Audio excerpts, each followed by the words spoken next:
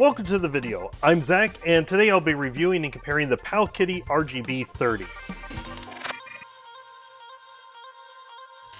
Now, I have a few other retro handheld systems. I started with the Pocket Go S30. It was a decent entry into the world of retro handhelds. It was under $60, and it played up to PS1.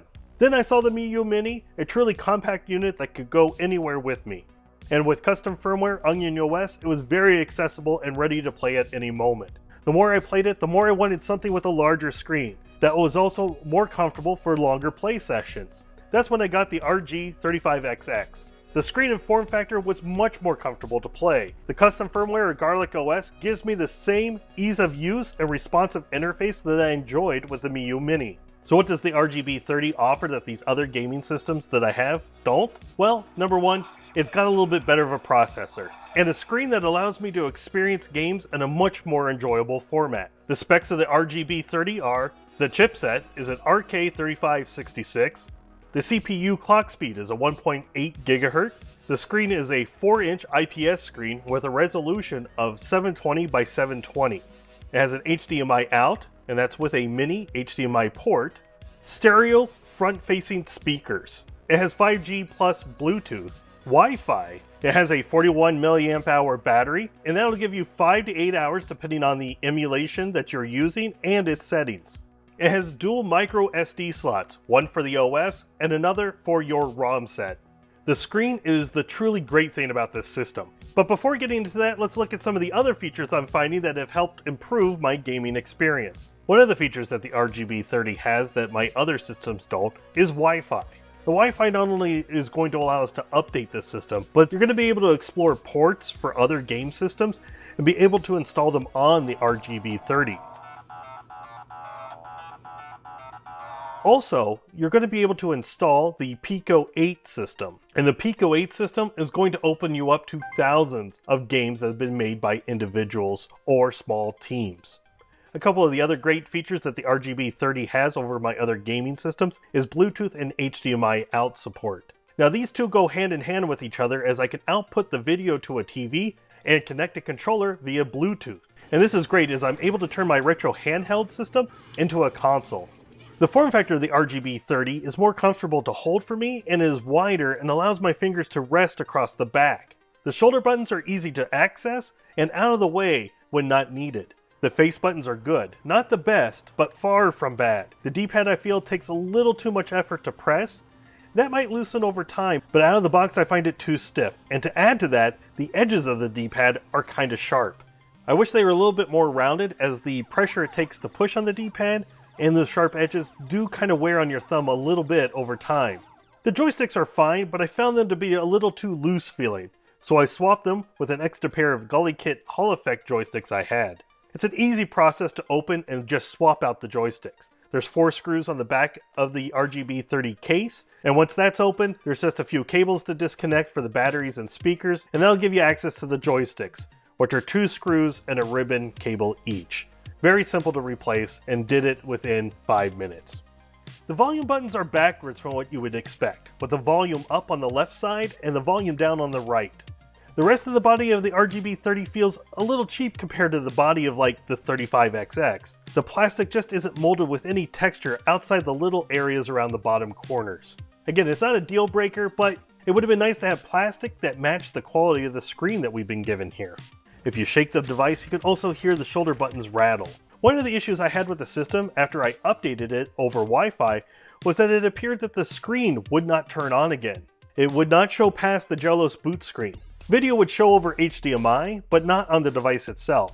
Turns out that the issue was a brightness setting for the screen had defaulted to 0 after the update. So here's what you have to do if this happens to you. Boot the system, allow a minute to pass after the Jellos boot screen, then press start, down, down, A, down, down, down, down, down, right. Now the screen should show up for you.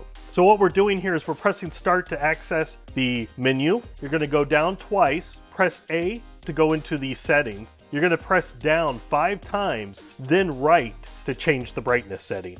And as soon as you push right, if you're on the right setting, you'll see the screen show up. The OS that ships with the system is great, and it's one of the best I've seen ship with one of these handhelds. I think now the 35XX is shipping with Garlic OS, but when I bought it, it was something that I had to apply after the fact. Now, the best feature of the system is the 1x1 720 screen. This screen allows for vertical games to play in a larger format than traditional 4x3 screens. And when playing 4x3 aspect systems, the screen size is very close to the 35XX. So while you're getting black bars at the top and bottom, the screen size and playable area is really no different than a 35XX. The 720p IPS screen is vibrant and the blacks are very dark. The 1-to-1 screen also allows you to play DS games. The screens are small, but still playable. And of course you could go full screen on any of the 2 screens for a DS game. And while the screen is not touch sensitive, the right thumbstick shows us a stylus on the screen, and clicking the right thumbstick activates the touch action. Most DS games are going to play well, but ones that require a lot of touchscreen interaction are going to be a little harder to play on the RGB30. Some of the other systems that play well in the RGB30 are, of course, arcade, NES through Dreamcast. Nintendo 64 games for the most part play well. The highest demanding Nintendo 64 games will have issues with stuttering frame rate and audio, and PSP titles are not really playable on this system. You might find a few low demanding games that you can run, but for the most part I would not look at the RGB30 as a PSP gaming system. Besides vertical games, other systems that are going to make great use of the screen real estate are Game Boy games, Game Boy Color, Game Gear, Neo Geo Pocket, and of course Pico 8. If you buy the Pico app, which is $15, you can install that app on the RGB30 and be able to search and install games through the Wi-Fi. It's a great way to discover thousands of little games created by individuals in small groups. There's also demakes of a lot of other games, so you can get a Pico 8 version of Doom. And some of the demos and music presentations developed in the Pico 8 really remind me of the gaming days of the Commodore 64. Would I recommend the RGB30? Depends on the person. If you want ease of use, pick up and play, I would recommend the 35XX with Garlic OS or the Miu Mini Plus with Onion OS. The 35XX will still be the retro gaming handheld that I carry with me on the go, while the RGB30 will most likely live at home. It'd be my around-the-house retro gaming device. The main reason is that with the 35XX with Garlic OS, I can shut down and restart back into a game in just a few seconds. Shutting down the RGB30 is a process with many steps. As you can see, I can shut down and restart the 35XX and pick up where I left off in less time than it takes for me to save and to just shut down the RGB30. And then once the RGB30 is rebooted, it takes time to reload the game and get back to your last save position. Now, you can sleep the RGB30 and resume it faster than you can on the 35XX, but on the go, the autosave and shutdown with fast resume is a feature that just can't be beat as you get interrupted on the go. You need to put away your device in the middle of a game, and the 35XX with Garlic OS is just a button press to accomplish that. The RGB30 is a device for someone that wants versatile gaming across multiple systems with different demanding aspect ratios. If black bars and having unused screen really bothers you, then this is definitely not the handheld for you. For me, it's a great device to explore and discover new games and to enjoy those vertical games in a better presentation. The price of the RGB30 is around $90, while something like the 35XX or the Miu Mini Plus is around $65 to $80. So taking all that into consideration, you'll have to decide for yourself whether the RGB30 is a gaming device that fits your needs. There are a lot of gaming handhelds out there, but I find that the RGB30 really is introducing something new with that screen format, and for a price that's under $100, it really is hard to beat in terms of its performance. So I wouldn't recommend it probably as your first gaming handheld, but if you have another gaming handheld, the RGB30 just might be that second handheld that you've been looking for. So I'm enjoying the RGB30. I'd like to hear down in the comments on what gaming devices you have, whether you're interested in the RGB30.